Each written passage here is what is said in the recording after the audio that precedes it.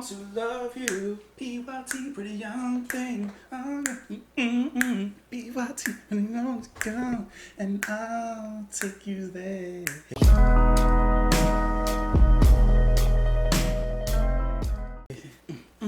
Oh, well, there it goes. Welcome back to the channel.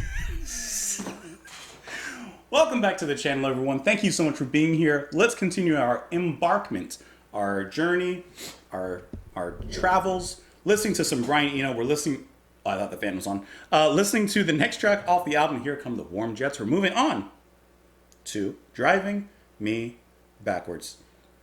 Driving backwards is a dangerous game. Have you ever, okay, you're in reverse, right? But you're down a lonely road. Have you ever done that thing where you're like, okay, let's speed it up a little bit. You don't go crazy, but just put a little more push on the gas, and you go backwards, and you feel that inertia. Listen, it hits different. Anyways, let's get into the music. We'll talk about it after. Let's go. Hold on, I gotta find it. There it is. Let's go. Did it? It's not going. It's coming. Just give it.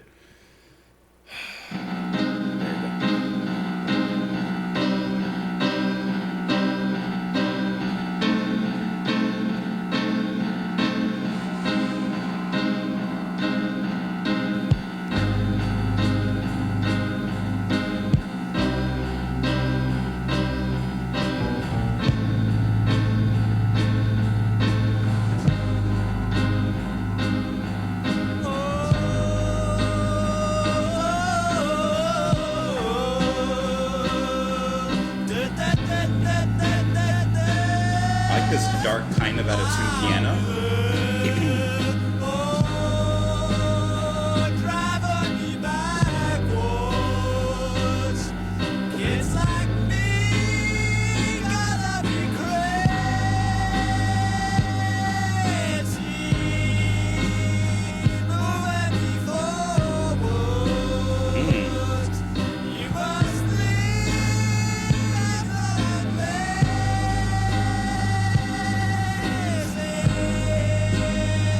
That's heavy.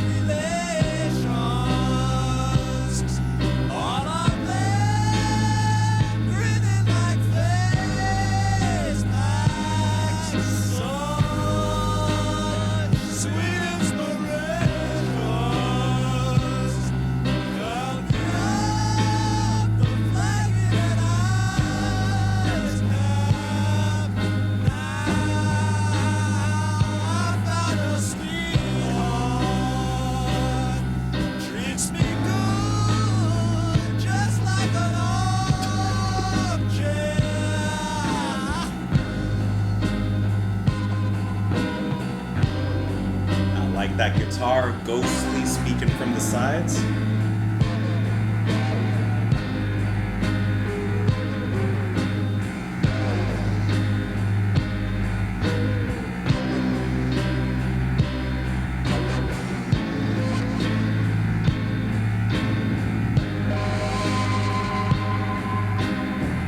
Speaking like some phantom.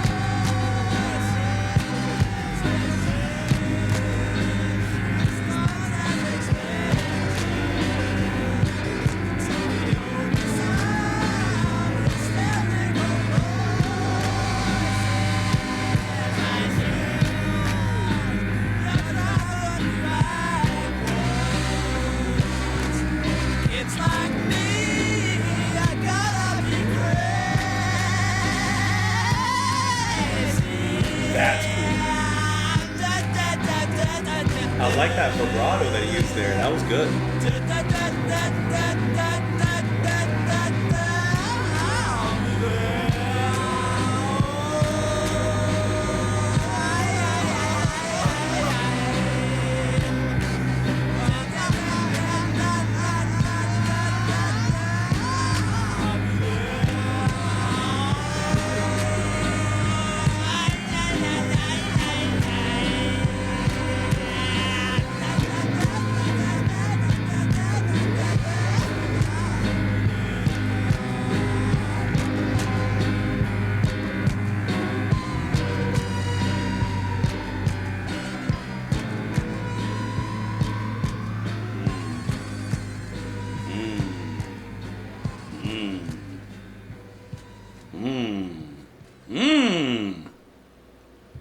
Driving Me Backwards is a sonic feast. That is something you bite into. Listen, this is like a burger, okay? Just give me a second. You bite into it, but you can feel each layer. Your teeth cut through bun, your teeth cut through tomatoes and lettuce. You hit the onion, boom, a little bit of spice, a little bit of that tanginess, right? Then it hits the condiments, hit that ketchup, hits that mustard, ooh, hits that mayonnaise if you so choose. Then you get into the meat. You're biting through this hamburger, and you're feeling and hitting and tasting each and every layer. This is a sonic feast to listen to because you hear each of those layers so pronounced in the music. The darkly haunting, very moody and gloomy piano run that just pounds away chords in the background like a dirge throughout this track. Then you have Eno's singing, which I would like to know, did you guys enjoy his singing or did you not enjoy his singing? Because personally I did, but I could also see how maybe some would view it as a little bit grating because of his constant wailing over the track. But I liked it more so as an effect than necessarily what he's actually saying, even though I haven't looked at the lyrics, so, we'll get to that at a certain point.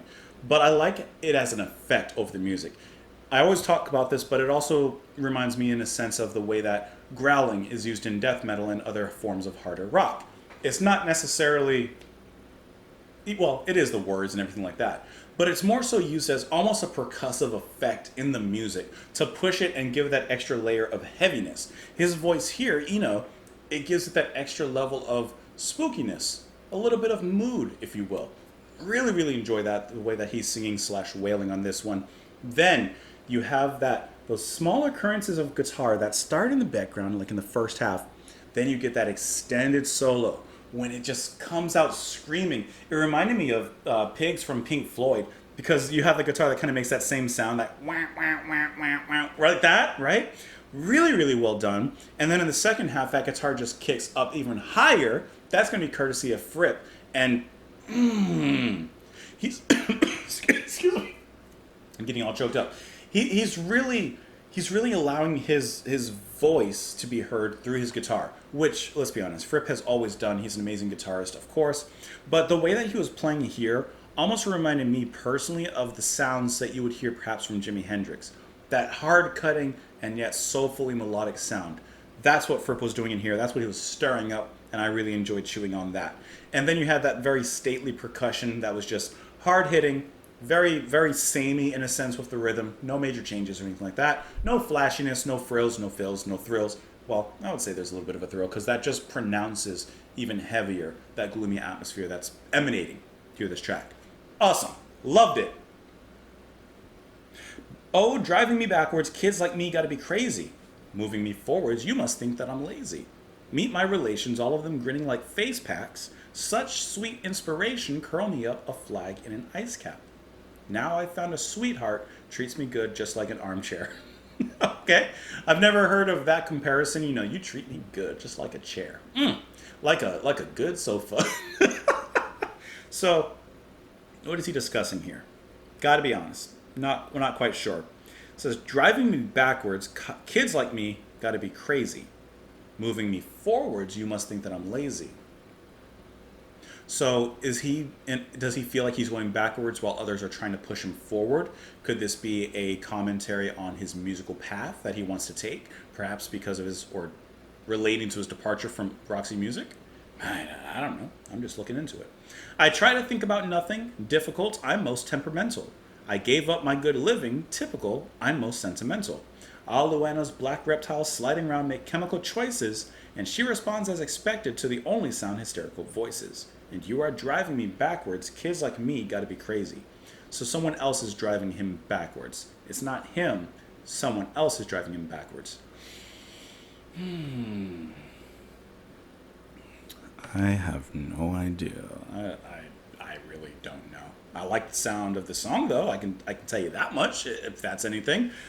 So let's just leave it at that. Hey, you can let me know your thoughts in the comments down below. You can follow me on Twitter. You can support the channel, what I do, me being here over on Patreon. Otherwise, I hope you enjoy the rest of your day. Like the video before you leave. Subscribe if you haven't already. Come back tomorrow. You are definitely most invited. And I will see you all then, guys. Bye.